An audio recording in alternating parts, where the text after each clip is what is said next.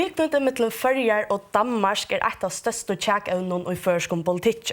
Tjekket ligger ofte stilt mellom velene, men så kjøtt løkningsvelen nærskast høres mer til hetta tjekk. Vi munna vinsterlig Eibjærstor, Solhek, Skåldom, Nentarlimer og velevne til ungmannafinnan og samband. Og vi munna høykrelig sitter Tormarne, Veie, velevne og løkningsvelevne til Tjåelte. Velkommen til Bayer. Takk for det. Først og fremst, til ikke løgnet at Tjåelte ønsker at løse fra Danmark. Hvor det så tydninger mye for tikkene? Ja, høvesårsaken til at vi ikke at stående og egne tjå. Det tror jeg vi har en trygg og det første følelse. Og en trygg var vi selv saktans klarer at kjipe og egne samfunnet. Og en trygg var møvelegene som selvstøtt land en ikke større enn de møvelegene som vi har vi hjemmestyrslån i det. Så det bare gjør dere som folk fotla arbeid og møvelegere kjipe og egne land. Samtidig som at det leder en rikve av horen opp ut i hjemme at samstarva og gjøre avtaler med andre land som vi ikke kunne i det. Så det vil være en stor firmåned for dere å være kjølstort land, taler vi. Eibjærstor, hvem firmåned sørst du vi at være i Ríkisfelagsskapurin? Det som Ríkisfelagsskapurin er ikke veldig snusig om. Det samstarve mellom tre land, Føroyar, Danmark og Grønland. Her er jo ødelfein avgåva. Eisen tjåes folk tar mer i ødeline. Og til dømes kunne dere være hitje etter utbygging av skipene i Danmark, hver jo få gratis utbygging. Og hver i Agram her Kristiansborg og sist fire at føreslesende utdanningslilla og ja, lesende i Ríkisfelagsskapurin av en egen firma hvor man kan tjene opp til 70.000 kroner skattefritt om året, som kallar for erfradrottra. Og fram til her så Ríkisfelagsskapurin vitla skitja eller vitla futja helseverket og allmannaverket. Og dette er faktisk store firmaer som må kreve. Vi har i Ríkisfelagsskapurin sammen med Danmark og Grønland. Og Danmark kjølt for eisen søgne firmaer, det her var et kjempestort landa og sjåøtje, som gjør til at her har lettere vi at komme ut av samrådast, og det er så firmaer til heimen. Og fram til her så synes jeg faktisk i hessen døren at når vi kjøper det hjemme, så står en stål og for Danmark. Og det er en danska løkregler, og her er sånn først politister og annet, men det er stål og 100%, og det er videre hjelp og ikke og fra oss ned motmålsfolkene eller terroristene som man skulle kalle det. Og fram til her så har vi greisen en stor oppbakning fra politikerne i Danmark. Så vi rønte ved så er det faktisk nega for nega. Om du ikke ønsker at løse, ønsker du så en av vikene eller smalkene av Ríkisfelagsskapurin? Det er øyelig viktig at man alltid husker at man alltid bygger opp på, og at man alltid moderniserer ting. Det er jo så fullt enig ved at man skal lykke hitje Ríkisfelagsskapurin, og kanskje husker syndrom at hva kan man gjøre øvelse vid Ríkisfelagsskapurin. Og her er mitt land også om at det skal være lettere å få et CBR-nummer. Du har lettere ved å søke SO og søke bostad nere og annet. Så for at du inn til å 2003-2004, da finner jeg også nemlig mulighet til at ivetakka mål. Ivetakka kommer til det da. Det er også gjørst det at dere har ivetakka mentamål, skolamål og annet. Og gjørst det at dere er fullkomlig ivetakka. Og dere er fullt vid på at man kan godt ivetakka og annet her. Men det skal bare gjøres kinsamt og vi omhugsne. Så man finner på skjorte da man gjør det.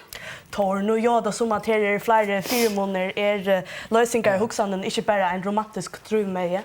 Nei, slett ikke. Og flere av de tingene som Eibjørsen nevner er jo rettender som vi får trykke i noen tilhetsskap med Ríkisfelagsskapurin. Altså til dømes kunne alle føringer fra Danmark få en avkjøpsutbygging. Eisen tar vi ikke i Ríkisfelagsskapurin. Det er en avtale med Nordland som trykker dere til. Og så nevner han forskjellige andre mål som vi hadde vi har prekva sens tøyna, vi saktans klarer omsida selv. Altså til dømes sjåverien som nu skal hjelpe oss ved at få Ríkis i kjøper borste fra grunnadraven. Det er jo noe som vi saktans kunne selv, hvis vi bare tar oss sammen og få det på det. Og vi kunne selv i eisene få sett forskjellige skipene og gilder som gjør at det er lagt til føringen til Danmark. Eisene tar vi i kjølstort land. Det snur seg bare om å gjøre en avtale med Danmark som er god nok.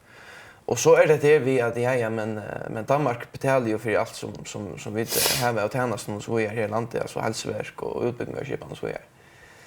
Det er alltid eisen fullstendig forkjærst. At vi som folk og som land må du på att andra betala och räkningar för oss. Det är sån förnuft att vi själva är att omsätta det och ta klara vi det full väl hvis vi bara tar oss samman och säga det är vårt land, det är vår arbete. Vi måste ta arbete av våra ekonomiskiften och så själva gälda för det välfärd som vi har. Så därför inte att kärja välfärd samhället? Nej, slett inte. Först och främst att lösa ger och några möjligheter samstarva med land ut i hemmet som för att skapa nekvar intag möjligheter. Därför är det lättare att inflytta vörjur ur London än Danmark, som ju är det dyraste land i Europa. Så det är att lösningen för att kosta och dyra domen och att allt för affärer av knorran och så vidare, det är fullständiga rävmynter som börjar brukta politiskt till att rea folk från att huxa tankarna och tänka självstyr. Men här var det ju tjål den här konkret till kunna komma vi och säga att detta ger och så att de kunna täcka det som i det får från Danmark och få 634 miljoner om året. Kvar får och 634 miljoner kronor ta över löst. Vi har en pura konkret atlan som säger hur så vid sti och inte att skipa lösningarna. Och här är det ju öliga goda möjligheter för att växa våra intöker. Och vi har också sagt att ta vi för underresa tillgångarna så är det så att vi tillliga nyerskorna och blocken till boskapböxorna i landet. Så det är inte att blockstolen kvarver i natt, men när vi sti för sti så kvar som vi är det fortfarande för det som mycket vid blockstolen. Och därför är det kommer nya intökerstegen att nu vi det ta loftrum och kunna skapa en riktig arbetsplats och få flott här intökarna som ellers i Island i Hepa. Så det är inte så att lösning för att kosta så konkret och välfärd vi måste till det här. Det skapar några nya intökmöjligheter som vi får. Hur kan du vara så visar i det? Nej, men du kan bara hitta alltså hur akkurat samhället skipet det och vad för möjligheter vi kunde finna som självstående. Alltså till dömes dubbelt i år. Heims handelsfällskapet som är en riktig avtal vi middelsvunna limer om frihandel och total frihet och sånt ting. Det är just alltså redan det lättare tjockon att utflott vörre, nek billigare, tar vi släppa undan att betala toll. Hvis vi var i självstående och var limer här.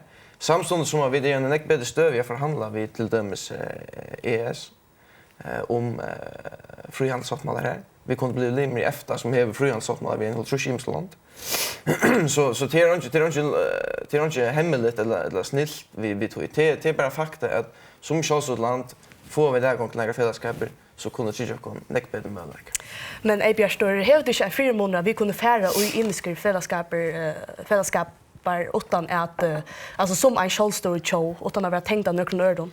Ja, alltså nu också gitt du också om att nu är så lockers som lucknar då. Ja, jag känner möjliga avskarna vid må vara pastan öron långt. Ja, men det som är det och gräva väl och gräva möjligheterna för PS och kan hitta efter Arlanda och Jersey och London eller en small och samhällen.